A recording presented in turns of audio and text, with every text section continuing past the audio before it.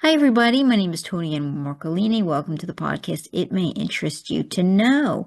If you listen or watch at all, you know that I'm absolutely obsessed with the writers. So I'm always most excited when I have a writer on. So today I have Kaira Rouda with me today, whose novel left me sleepless, I guess is the right word. So I can't wait to dig in with her. Welcome, by the way. Thank you. Thanks for having me. So, I sort of start most of my podcasts giving you my 2 cents for what it's worth. All right, so I read Jill is Not Happy. For those of you who are familiar with the nursery rhyme, Jack and Jill went up the hill, which, by the way, you put in the book. I Uh, did. it's it's wow. It is a fascinating read. These are two. I'll start by saying Jack and Jill are married. Okay, at the end of what I'd say a 20-year relationship, but basic things, and I'm trying not to give away spoilers. Yeah, he's an attorney, she's a writer, uh, and he's done with the relationship and she isn't. Okay, I'll leave it at that. And it is absolutely an electric, page-turning read through the mind of an absolutely psychotic woman. We could agree. She's a sociopath. At first, I thought just a narcissist, but I got far enough in that I said, no, full-blown sociopath. He's not all there either. And they just have this history of bad behavior connecting them. I'll say that. And then imagine that they go on a road trip where she's determined to prove that he would be crazy to leave her. And he's determined to prove to her that they're not right for each other and they should leave. And if you could put that down, good luck. Thank you. I appreciate it. I know they're a little bit disturbing, but you know, they're also kind of entertaining as well.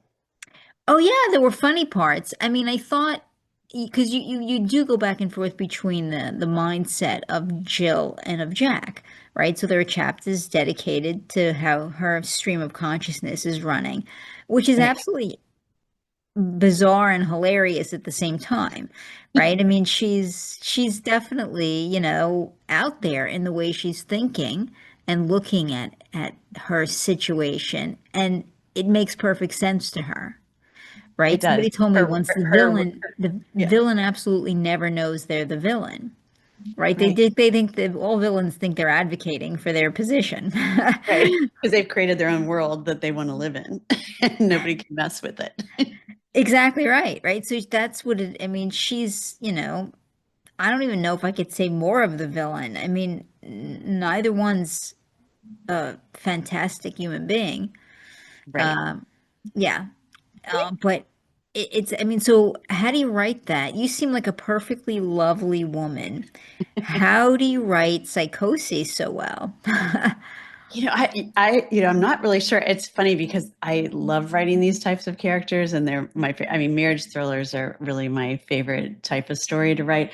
And I'm happily married, and my husband's like, "What is wrong with you?" I'm like, "I don't know. These characters pop in my head, and And he then sleeps like this. he does. He always tells people he sleeps with one eye open because I know a lot of ways to kill people subtly. So yeah, the very first suspense novel I wrote was called Best Day Ever, and it was the perfect marriage is a perfect illusion kind of story as well. And in that case, it started with a road trip too, which I didn't even realize until I started talking about Jill is Not Happy. I love road trips because it puts those characters in really close quarters, and you Yeah. can't, you're like sitting next to each other, so you have to communicate at some point. So anyway, so Best Day Ever was just like that, and in that character, Paul was pretty much the psycho, and now we have Jill who is in control, or so she thinks. And they just pop into my head, and they have a story to tell, and I just start writing. Usually it's there a character's voice comes into my head, and then a title and a setting, and then I go. So, do you write at the computer like as you go? I mean, are these people speaking to you? They're bouncing around in your head as your fingers are going, or are you pretty much outlined everything before you begin? Yeah, no outline. I'm a developmental writer. I've heard that's a better way to say it than pantser now. So I just really just start going. And to me, there's nothing more exciting than having a wide open page, just sitting there on my computer and my characters talking to me. It's so fun. Sure, I guess you have the opportunity to really take them wherever, as opposed to with an outline, you're probably following it pretty closely. So I could see Right. that the creatively, right? I love to talk about everyone's creative process that would work. I knew I have a writer who was on the podcast a lot. Yeah, like and I'm crazy about his writing, and he said to me once, um, he was writing and his wife called in the middle. He's like, and I picked up the phone and he said, I can't talk. Like he's about to, blank, he's going up the stairs and she said, well, was he going to survive or not? And he's like, I don't know. I got to go Oh, no. back. Like, Exactly. and that Yeah, it's the struck best. me as wow, like he really, like he needed to go back. He needed the character to jump back in his head and to Yeah. come out. Yeah, absolutely. And sometimes when that's happening, I will scare myself too because one of my characters will do something like Jill scared me quite often, and then I have to like shut the laptop and just go downstairs for a little bit and like get away from her, so to speak, because yeah, they can scare you too. Oh yeah, Jill is an, like I said, I started the novel thinking sociopath.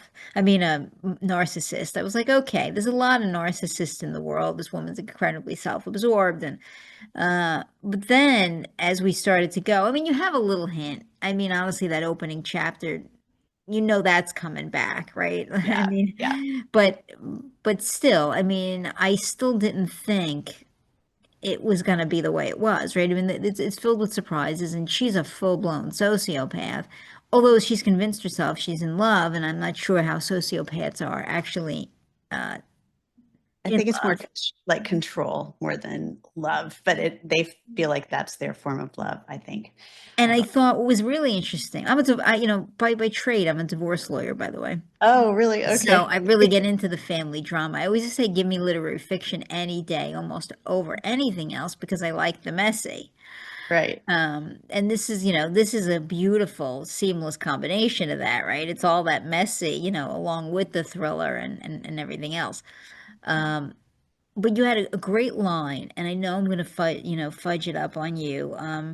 But something like she's talking about when they meet, and she says we like bonded, I think bonded on a molecular level or something like that upon view, upon sight. And I thought spoken that's like the mantra of every stalker there's ever been, right? I mean, Right.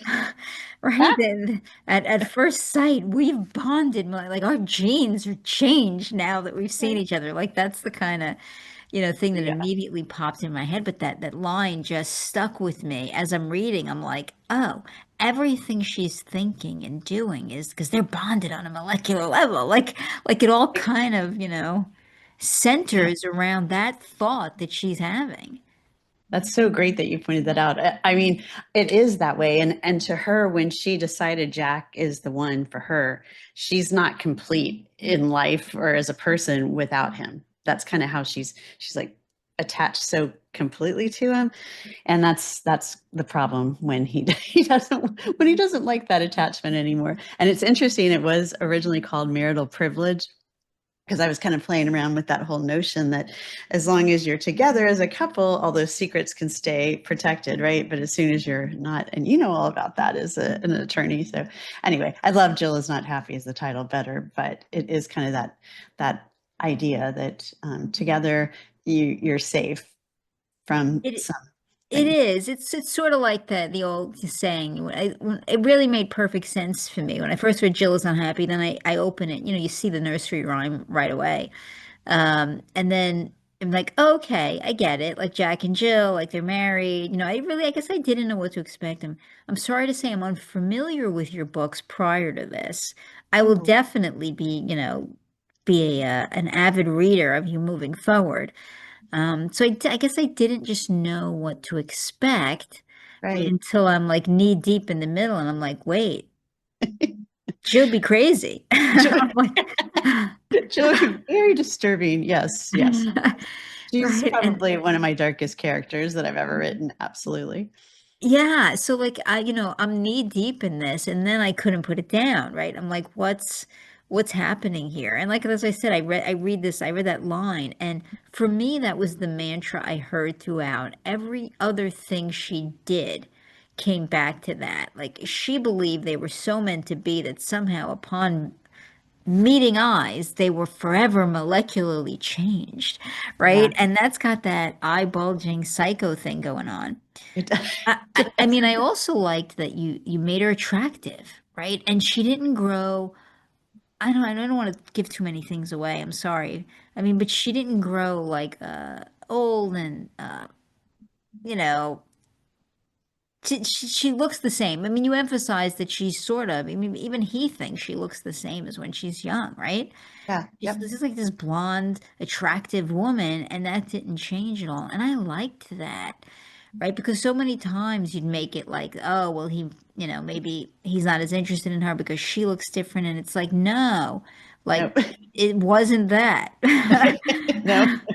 A little something else going on that he's trying to get away from. But yeah, and then also too, I mean, on Jack's part, he's not the best character either because as opposed to perhaps like leaving with a clean slate and saying this isn't, he's done like the typical thing and found another woman. So that is And that probably he doesn't know Jill well enough to know, after all they've been through, that this is not like, hey, we'll go to Utah together and, we'll talk it out and part, right? Like, it's just right. like, I can't imagine, it didn't dawn on you before that road trip, right? That, That maybe this is not going to work out the way you want it to. Right, exactly. Yeah. yeah. Like Yeah. that So, she's never just gonna go, all right. She won't even let him out of the road trip. Like he's thinking right. like she's gonna let you out of the marriage. He tries like four times beforehand, like, I'm getting a new job. And the thing is, he's trying all these ways to get out of even the road trip. His girlfriend doesn't want him to go. And he couldn't even get himself extricated from the trip. No, nope, he couldn't. She's a strong one, that Jill. Right? But I mean, don't get me wrong, he's a bad guy. I Yeah. don't want to pin any, it's not like, oh, he's the victim of this just crazy girl. I mean, Jack's a bad dude too, Yes. Yeah. in Yep. a lot of ways, not just the cheat. And I'm not even focused on the cheating. Right. The cheating is probably the Exactly. best thing he's done. I mean, Exactly. Yeah, they are two peas in a pod. And it was fun writing the book I mentioned, Best Day Ever, was all from the one perspective all the way through from Paul Strom's head. And another book I have that you would like it a lot, I think it's called The Favorite Daughter. And that's all from Jane, the mom's perspective. So having both perspectives on the page at the same time was really fun for me too. and the fact, like, what really is even telling too is she's jealous. The wife, the Jill, is jealous of the daughter, right? I mean, that's pretty clear from the beginning. Like, she's not terribly bonded, and she's jealous as if the father talks to her more or shares more with her. Hmm. Um, like as if I should have put a stop to that. Like, and you're wondering, like, okay. um, Yeah, yeah, so they you don't have realize, enough I mean, to. those were the telltale signs, like, oh, this is something really bad is coming. Yeah, yeah, and I do try to make it so that no children or even young adults get injured in any of my books. They're like, they're kind of my characters tend to use children as props, not necessarily as sources of love, mutual, and all of that. So yeah, so Maggie's an important character as long as she stays safe. She stays. Yeah, I mean, I really wasn't worried so much about Maggie's uh survival, right? I was more just, it was very telling is a window into her mind, right? Jill's mind. Because even your better narcissists see the child as an extension of themselves in a Correct. certain way, right? So that they are, fond of the child because they're an extension of them. Right. But she doesn't see it that way. She sees her as a competitor for Jack's attention. And as soon Yeah. as I saw that, I mean, I really knew, like, wow, this is going to become more disturbing. Yeah. Yep. Yep. You were on to her. Yep, you were. Yeah, I know. And it's strange how I do feel like when a character like this pops into my head, they do take over. And some of the things she'll say and do, like I said, will scare me. And then others, while she's telling me about it, I don't even know why she's saying some of the things she's saying. And then later on, I'm like, oh my gosh, that's why she said that, because she's got a lot of worldviews that are very disturbing, very disturbing, let's say. Yeah, Yeah, I mean it's truly, I mean it's a read that's very hard to put down. I don't want to say it's like the auto accident, but I mean it's just like something when you see something just really bad or crazy and just like something graphic, that's a better word. When you see something graphic, like you're driving by the accident scene and you don't want to look because who wants to see it, but yet you find your eyes are open, right? right. And you're still looking at like, so I found a little bit of that, right? It's like, wow, okay, but like I really couldn't stop. I'm like, what's going on here? I mean, it's a very detailed odyssey through the mind of this sociopath in love. Or so she thinks. Sociopath and her victim or plaything, right? I mean, whatever you Whatever he is. Yeah, He's exactly. he's like the mouse in the cat's, paw, and she's petting it like my mouse, and each time she's scratching it. Oh yeah. Oh yeah. Uh, I like that. I like that too. Yeah, and I do. And I think putting a woman like her, that's why I think setting is important as well. Aside from the road trip setting, then you have this Laguna Beach setting where everything's perfect and, nothing can go wrong. And I love the juxtaposition of the perfect facade and what's really going on behind closed doors. I think that's where a lot of good story and tension arise. oh, I couldn't agree more. I mean, creatively, that's the kind of trifecta, right? I Yeah. mean, you create something that is paradoxal, right? Mm, Like that, it appears to be one way, but it's one thing while it's the other, right. right? And I think that's a real niche to writing that you don't see a lot. Creating that kind of paradox is not that easy, Oh, right? And despite the fact that I think that in life, many times two things can be true, right? correct. That can Right. make things a paradox, and that's just like a little insight that somebody needs to have, and so that yeah, I don't get to see that a lot in writing. So I liked that there wasn't a paradoxical side to that, right? And then you made it interesting, right? Because it's not just because I've read other authors who do a lot with eerie or graphic or who write sociopaths, but usually the sociopaths are just outwardly murdering people, often strangers, like that kind of thing, violence for no reason. Uh, and this wasn't that, it's hard to keep somebody's interest for that many pages. I mean, I agree. I mean, I admire writers so much because I think it's really hard to keep people going with you when you're telling a story. And like you kind of hit those things. Like you tell this paradoxical story that's really interesting, with characters who are incredibly unlikable, right? And Like undeniable. Yes. Yeah. and that's like rule number one they tell you in writing. Oh, you gotta always give somebody that the audience is gonna bond with and they're gonna love and they're gonna you're gonna be hard pressed to find that person in this novel. I mean, there Yeah. isn't this person that you just like, oh, this was a good, I really could, no, it isn't that, but yet you can't not look. Yay. I love that. Thank you. I appreciate it because you're right. That is the cardinal rule. Like, who is the reader going to root for? Like, well, I'm not really sure either of them would qualify, and Jill is not happy. But yeah, but as long as you keep reading, that's the key. Right, that's what I'm saying. There isn't like a I'm rooting for, like who are they, bonding with? Who are they rooting for? And it's like I wasn't really rooting as much as I'm going, no, no. Like someone can't believe it. And I thought I liked the insight into that mind.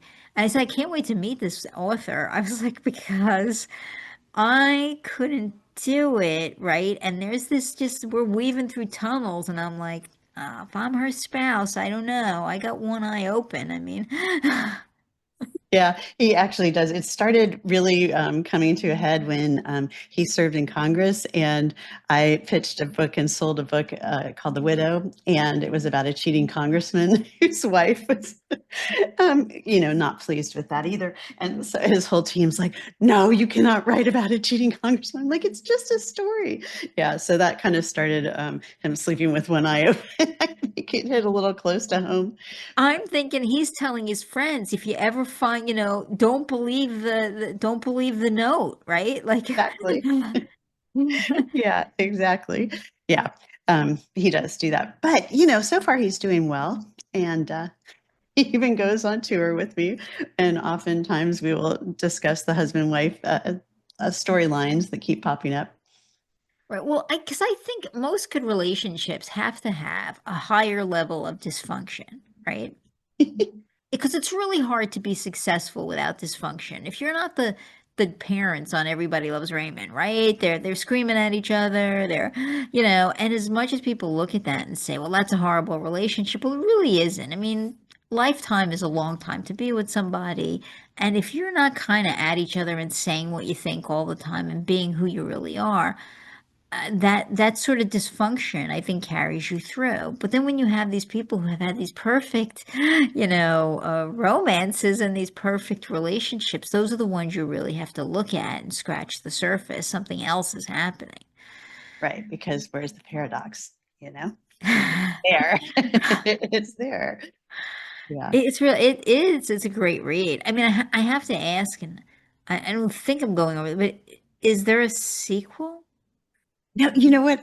It's interesting because, like Paul and Best Day Ever, he was stuck in my head, and that novel came out in 2017. So just last year, a publisher came to me and said, "Would you be interested in writing a sequel?" And so I got to bring Paul back. So James Jill is kind of the same character. She's in my head so much that she has more to say for sure. It's just up to the publisher whether they'll let me say some more with her.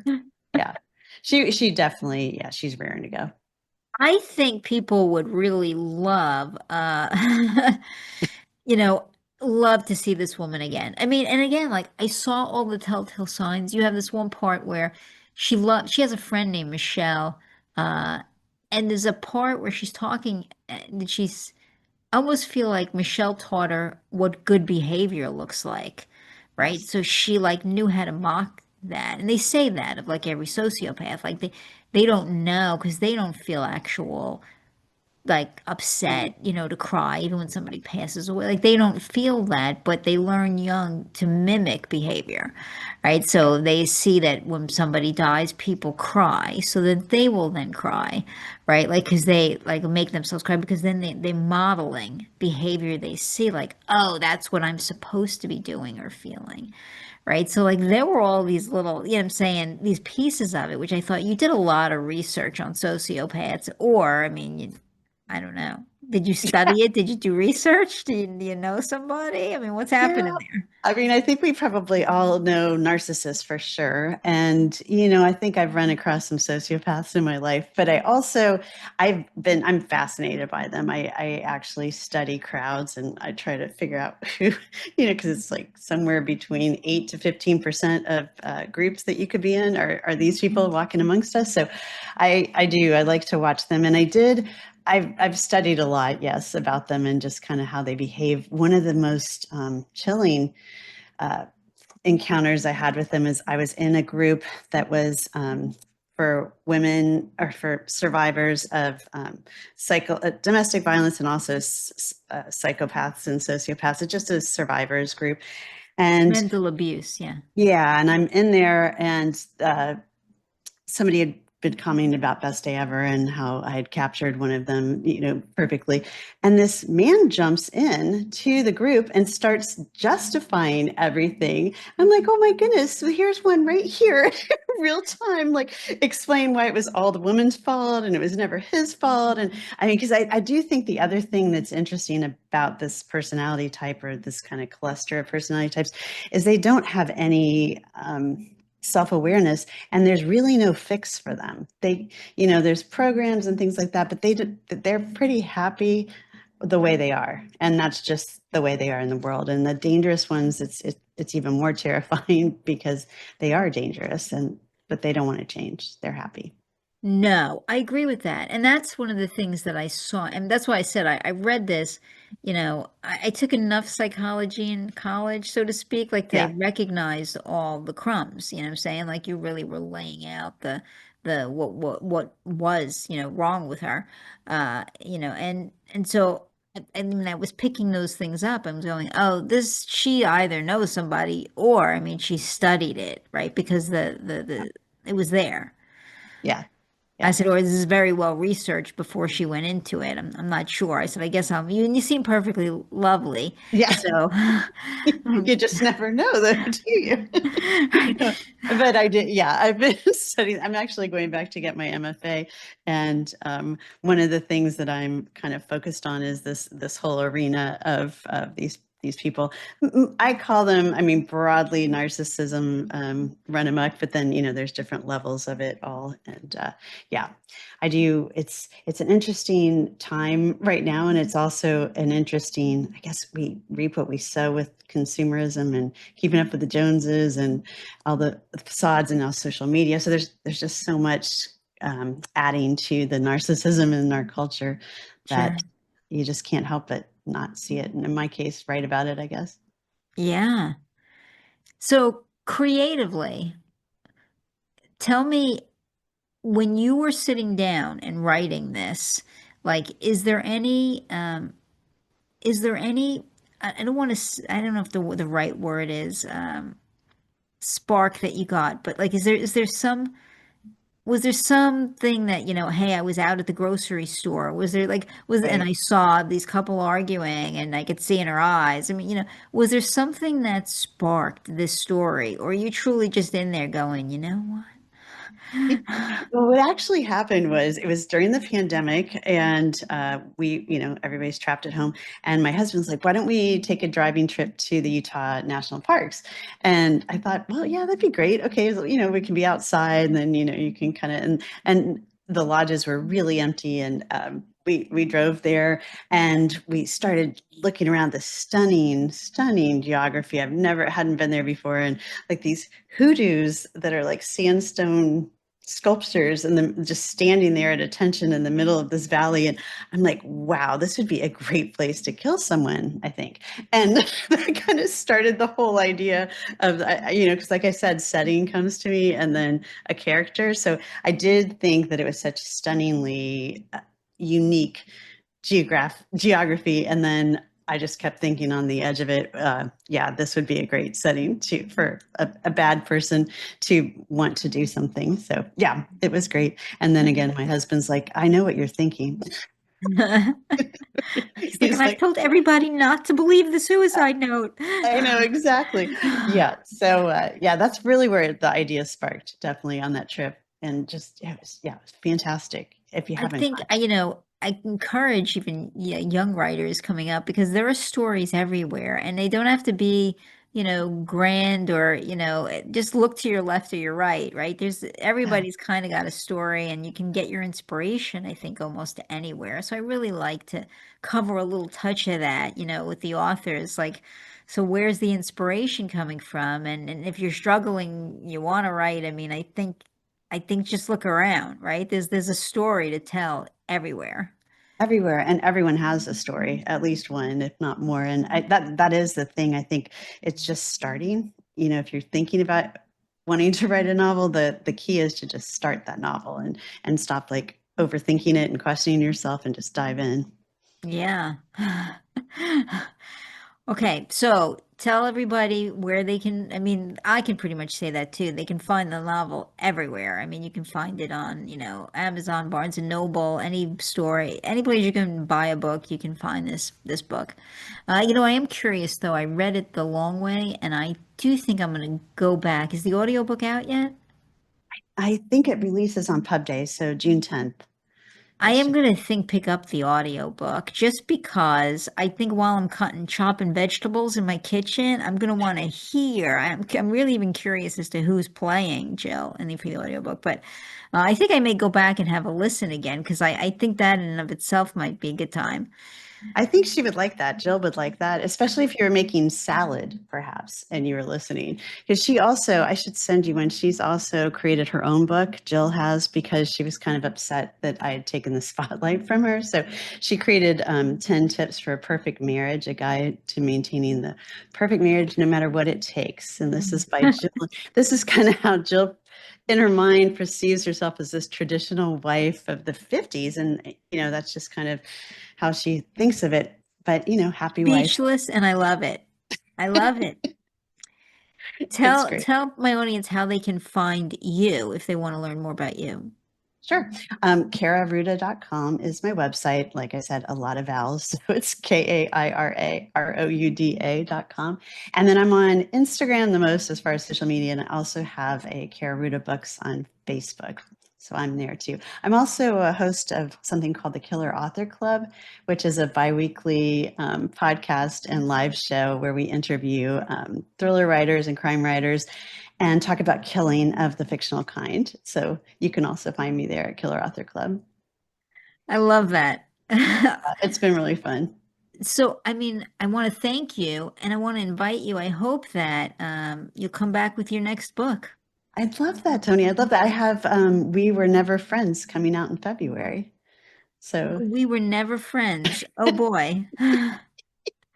yeah. this Oh is not boy. this is not a marriage thriller. This is more of a I call it ensemble cast. So it's former sorority sisters who are brought back together because one of their sons is engaged to one of their daughters, and let's just say it's a reluctant reunion, but nevertheless they reconvene, and terrible things happen. Mhm. I cannot wait. You've made a fan out of me, so I'm going to read your stuff. I invite you back. Please definitely come back with your next book. I'd love Um, to. Thank you. and thank you. I really enjoyed this. Yeah, me too. Thank you. I'm going to close the podcast. We'll put links up, and everyone, and definitely go out and read it. I'm telling you, you won't be disappointed. I'm so glad you liked it. That makes me happy. Have a good day, everyone.